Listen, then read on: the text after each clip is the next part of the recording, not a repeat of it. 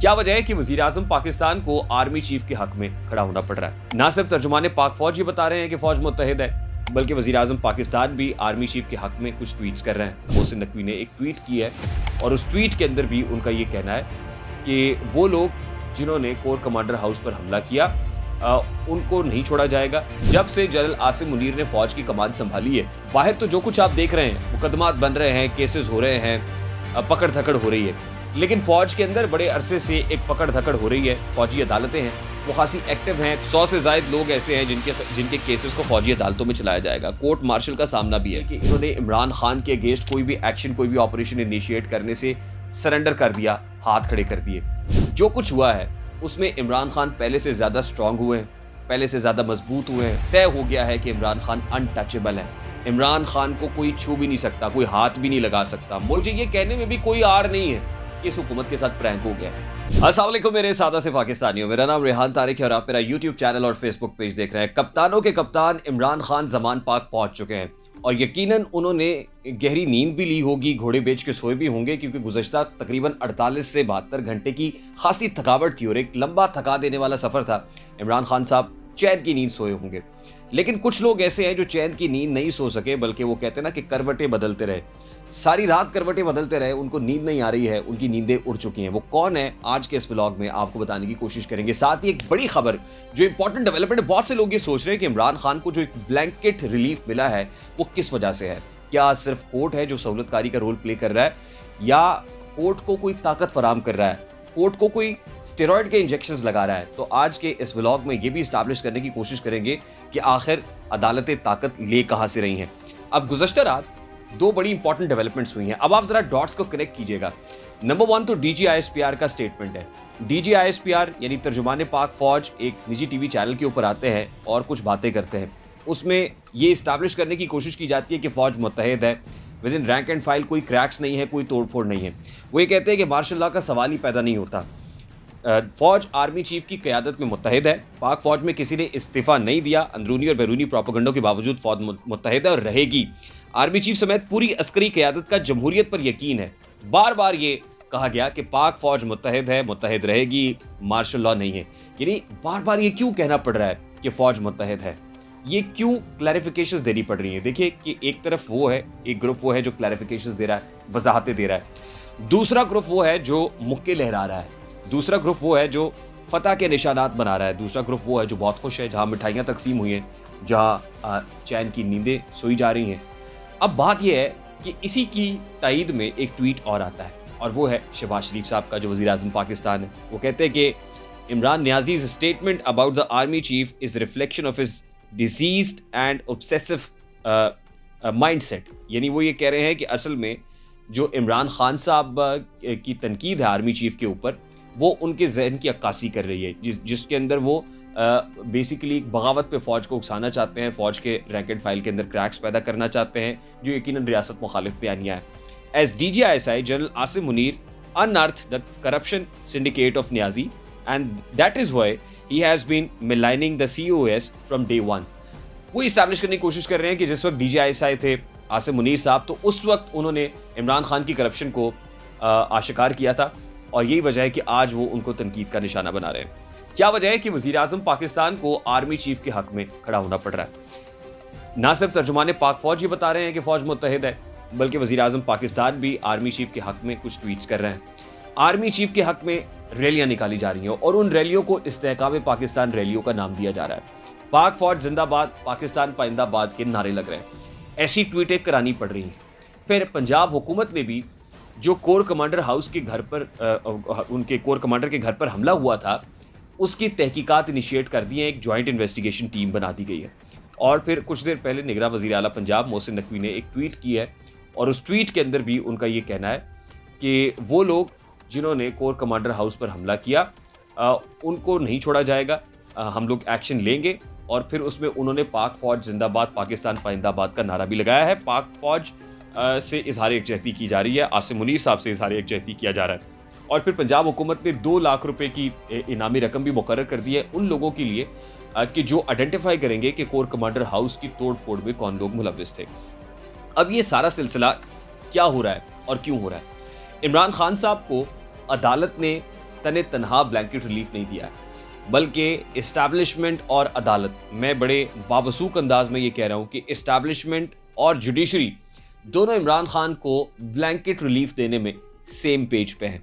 यानी दोनों की बाहमी रजामंदी के साथ ये हुआ है। ये हो नहीं सकता था कि इस्टेब्लिशमेंट कुछ और सोच रही होती और अदालत कुछ और फैसला दे देती। ये हो नहीं सकता और प्रैक्टिकली हमारे जैसे मुल्कों के अंदर ये मुमकिन भी नहीं है।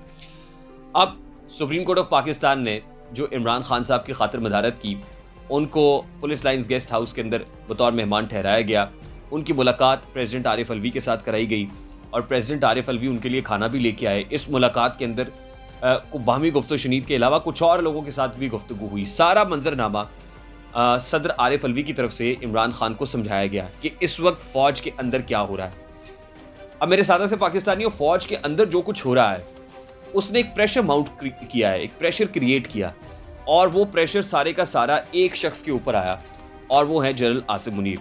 जब से जनरल आसिम मुनीर ने फ़ौज की कमान संभाली है तो उस वक्त से बाहर तो जो कुछ आप देख रहे हैं, मुकदमात बन रहे हैं, केसेस हो रहे हैं, पकड़ धकड़ हो रही है, लेकिन फ़ौज के अंदर बड़े अरसे से एक पकड़ धकड़ हो रही है, केसेस बन रहे हैं। जो ख़ास तौर पे फ़ौजी अदालतें हैं वो खासी एक्टिव हैं, कोर्ट मार्शल भी हो रहे हैं। इसकी खबरें बाहर नहीं आ रही और ना ही ये आवाज़ें सुनी जा रही। इसकी बुनियादी दर्द है कि आसिम मुनीर साहब को क्रिटिसिज्म का सामना करना पड़ रहा है। जो chief of the army staff हैं वो खासी तनकीद की जद में हैं। बाहर से तो हैं ही, लेकिन वो बाहर वाले भी ये जानते हैं कि अंदर उनके किन किन लोगों के खिलाफ तहकीकात हो रही हैं। कुछ लोग ये कोट करते हैं, ख़ास तौर पे जो मिलिट्री ज़राए हैं वो ये कहते हैं कि 100 से ज़ायद लोग सैक हुए हैं, 100 से ज़ायद लोगों के खिलाफ तहकीकात हो रही है, 100 से ज़ायद लोग ऐसे हैं जिनके केसेस को फ़ौजी अदालतों में चलाया जाएगा। कोर्ट मार्शल का सामना भी है। कुछ नाम अभी जो सामने आए हैं ज़रा मैं वो भी रख देता हूँ, क्योंकि ये ज़ेब दास्तां के लिए भी कुछ लोग फैला रहे हैं कि इनको सैक किया गया है, डिसओबेइंग कि इमरान खान साहब के ऊपर फायर नहीं खोलना, गोली नहीं चलानी, इनको सैक किया गया। वो नाम जो इस वक्त फ़ौजी ज़राए से स्प्रेड किए जा रहे हैं वो लेफ्टिनेंट कर्नल इम्तियाज़ हैं, लेफ्टिनेंट कर्नल आमिर हैं, मेजर हैदर अली हैं, मेजर सैयद अली हुसैन गिलानी हैं, मेजर राजा शेर अली हैं, मेजर अली कामरान आबदी हैं, ब्रिगेडियर हुसैन अली हैं। ये कुछ ऐसे नाम हैं जिनके बारे में कहा जा रहा है और ये बड़े टॉप ब्रास में से हैं, टॉप ब्रास में से लेफ्टिनेंट कर्नल हैं, मेजर जनरल हैं, ये बड़े टॉप ब्रास के लोग हैं और इनके बारे में कहा जा रहा है कि इनको सैक किया गया इसलिए कि इन्होंने इमरान खान के अगेंस्ट कोई भी एक्शन, कोई भी ऑपरेशन इनिशिएट करने से सरेंडर कर दिया, हाथ खड़े कर दिए। मैंने आपको बताया था कि कोर कमांडर के घर पर जो हमला हुआ, अब कुछ मुतज़ाद इतलात ऐसी हैं कि इस्टेब्लिशमेंट के अंदर जहाँ पे, जैसे आपने देखा जुडिशरी के अंदर जो है कुछ जजेस हम ख्याल कहलाए जाते हैं, कुछ है जो दूसरी तरफ है। इसी तरह से इस्टेब्लिशमेंट के अंदर भी कुछ कोर कमांडर्स ऐसे हैं जो हम ख्याल हैं और कुछ कोर कमांडर्स ऐसे हैं जो दूसरी तरफ खड़े हुए हैं। देखिए, दर्जन भर कोर कमांडर्स के अंदर से अगर ये कहा जाए कि 6 इस तरफ है और बाकी उस तरफ है, तो इससे हम इस्टेब्लिश तो कर सकते हैं कि अंदर दरारें हैं। नंबर आगे पीछे हो सकता है, मतलब प्लस माइनस आप 2 कर लें, नंबर आगे पीछे हो सकता है, लेकिन कुछ ऐसी बातें हैं और इस सारे तनाज़े को तक़वियत मिल रही है कोर कमांडर लाहौर की तब्दीली के साथ ही। अगर ऐसा ना होता तो कोर कमांडर लाहौर को तब्दील ना किया जाता, अगर ऐसा ना होता तो उनको GHQ रिपोर्ट करने का ना कहा जाता। और ये जिस वक्त सारी खिचड़ी पक रही थी, जिस वक्त इमरान खान को गिरफ्तार किया गया था, तो बड़े पक्के पैरों के साथ, बड़ी मजबूती के साथ ये किया गया। इसके ऊपर इंटरनेशनल इस्टेब्लिशमेंट को भी एतमाद में लिया गया। मैं बड़े बाखबर अंदाज में और बावसूख अंदाज में ये कह रहा हूँ कि इंटरनेशनल इस्टेब्लिशमेंट भी ऑन बोर्ड थी। वो इस्टेब्लिशमेंट जिसकी तरफ इस वक्त हमारे हुक्मरानों का, हमारी रियासत का झुकाव है, वो भी ऑन बोर्ड थे। लेकिन अंदाज़ा नहीं था कि अगर इमरान खान को गिरफ्तार किया जाएगा तो इस कदर शदीद रिएक्शन आ सकता है। आप देखिए कि एक सोची समझी प्लानिंग के तहत नायब के दफ्तर के बाहर धावा नहीं बोला गया, ना ही जाती उमरा में धावा बोला गया, ना ही पार्लियामान के ऊपर हमला किया गया, क्योंकि ये लोग तो पार्लियामान पे भी हमला कर चुके हैं, ये तो PTV पर भी हमला कर चुके हैं। एक सोची समझी प्लानिंग के तहत उन जगहों को निशाना बनाया गया कि जो टारगेट्स थे, जिनको लॉक किया हुआ था और जिनका मकसद एक वाज़ेह पैगाम देना था, एक मैसेज देना था, और वो कंटोनमेंट एरियाज थे। वहाँ पे कोर कमांडर का घर था, वहाँ पे GHQ था। यानी ऐसा भी नहीं हुआ कि बराह रास्त जाके GHQ के ऊपर को धावा बोल दे। मतलब ये वो लोग हैं जिनके बारे में कहा जाता है कि मम्मी डैडी बर्गर बच्चे हैं। तो ये इस्टेब्लिश हो गया कि मम्मी डैडी नहीं है, ये बर्गर बच्चे नहीं है, बल्कि इनको कोई ना कोई चला रहा है, इनके हाथों के अंदर डोरियां हैं जो खींची जा रही हैं और इनको तगड़ा किया जा रहा है, इनको वो स्टेरॉइड के इंजेक्शन दिए जा रहे हैं, इनको मजबूत बनाया जा रहा है और वो मजबूत खुद इदारे के अपने लोग बना रहे हैं। अब वो कौन कौन है आइडेंटिफाई किया जा रहा है और पकड़ पकड़ के, यानी चुन चुन के कहते हैं कि मारेंगे छोड़ेंगे नहीं। उन लोगों की तरफ से जिस वक्त ये हुआ तो ऐसा एग्रेशन आया, ऐसा रिएक्शन आया कि फौज को कौमी सलामती कमेटी का बुलाया गया इजलास मुलतवी करना पड़ा। ऐसा रिएक्शन आया कि DGISPR की एक प्रेस कॉन्फ्रेंस जो स्केड्यूल्ड थी उसको कैंसिल करना पड़ा। ऐसा प्रेशर आया कि ultimately supreme court of Pakistan को ये कहना पड़ा कि इमरान खान साहब, आपको देख के बड़ी खुशी हुई, हम बड़े पुरमसरत हैं आज, और फिर आप हमारे मेहमान बनेंगे। मेहमान हैं आप सूफी सोफ वालों के, वही वाला मामला है। तो आप हमारे मेहमान होंगे, आपकी खातिर मदारत होगी। और अगले ही दिन ऐसा ब्लैंकेट रिलीफ दिया गया कि आने वाले दिनों में भी जो मुकदमात होंगे उनमें भी इमरान खान को गिरफ्तार नहीं किया जा सकता। तो आप मुझे खुद बताइए कि क्या ये इंटरनल सपोर्ट, ये सिर्फ जुडिशरी नहीं, इस्टेब्लिशमेंट की इंटरनल सपोर्ट या गो हेड के बगैर हो सकता है? ऐसा मुमकिन नहीं है। तो मेरे सादा से पाकिस्तानियों, जो कुछ हुआ है उसमें इमरान खान पहले से ज़्यादा स्ट्रांग हुए हैं, पहले से ज़्यादा मजबूत हुए हैं। उनका नैरेटिव उसका जादू सर चढ़ के बोल रहा है। ये तय हो गया है कि इमरान खान अनटचेबल है। इमरान खान को कोई छू भी नहीं सकता, कोई हाथ भी नहीं लगा सकता। मुल्क में अगर किसी के पास ब्लैंकेट रिलीफ है तो इमरान खान के पास है। और मुझे ये कहने में भी कोई आड़ नहीं है कि इस हुकूमत के साथ प्रैंक हो गया है। मतलब ये हुकूमत जहाँ पे खड़ी होती है, इनको ये लगता है कि यही हमारी जगह है, ये हमारे साथ है। इन्होंने कहाँ कहाँ धोखा नहीं खाया है, इन्होंने एक बार फिर धोखा खा लिया है। ये जो बड़ी बड़ी प्रेस कॉन्फ्रेंसेस कर रहे थे ना जी, ये जो पार्लियामान के अंदर करारदादें मंजूर कर रहे थे, ये जो वफाकी काबीना के इजलास बुला रहे थे, इनको लग पता गया है। और इस वक्त हुकूमत के पाँव के नीचे से ज़मीन निकली हुई है। इनको समझ नहीं आ रही कि आगे खड्डा है, पीछे खाई है, जाए तो जाए कहाँ। अब इनको फिर किसी ने उंगली लगाई है और कहा है कि आप सुप्रीम कोर्ट के बाहर आके ना धरना दे दें, एहतजाज करें। और मौलाना फजलुर रहमान, आपको पता है, धरना स्पेशलिस्ट हैं, स्ट्रीट पावर तो उनके पास है। आएंगे, उससे क्या होगा? उससे सड़कों के ऊपर दंगा फसाद होगा। अपनी ही हुकूमत में सेक्शन 144 के अंदर, अपनी हुकूमत में जहाँ फौज बुलाई हुई है, आप MPO की भी खिलाफ वर्जी करेंगे, 144 भी तोड़ेंगे, फौज का भी सामना करना पड़ेगा आपको।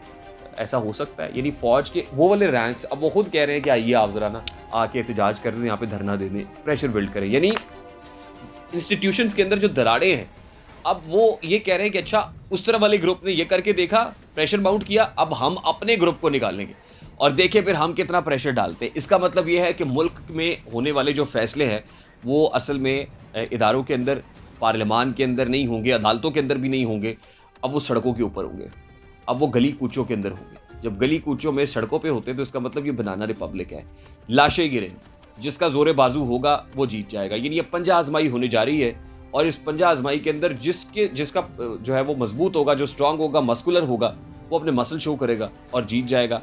अब इस सारे खेल के अंदर हम लोग जीत रहे हैं या नहीं जीत रहे, रियासत पाकिस्तान जीत रही है या नहीं जीत रही, इसका अंदाजा आप सिर्फ इस अमर से लगा लीजिए कि गुज़श्ता 3 रोज़ के अंदर रियासत को कितना नुकसान हुआ है। अरबों रुपए का नुकसान हमने उठाया है, वो IT और टेलीकॉम सेक्टर हो या फिर जलाओ घिराव से इमारात जो अस्करी तंसीबात है उनका नुकसान हो, प्राइवेट लोगों की बसों का, उनकी गाड़ियों का नुकसान हो, तोड़ फोड़ हो, उनके दफातर का नुकसान हो, पेट्रोल पंप्स को लूटा गया हो, बैंक्स को, ATMs को लूटा गया हो, रियासत का नुकसान हुआ है, पाकिस्तानियों टैक्स पेयर का नुकसान हुआ है, आम लोगों का नुकसान हुआ है, जिसको कोई नहीं देख रहा, जिसको कोई खातिर में नहीं ला रहा है।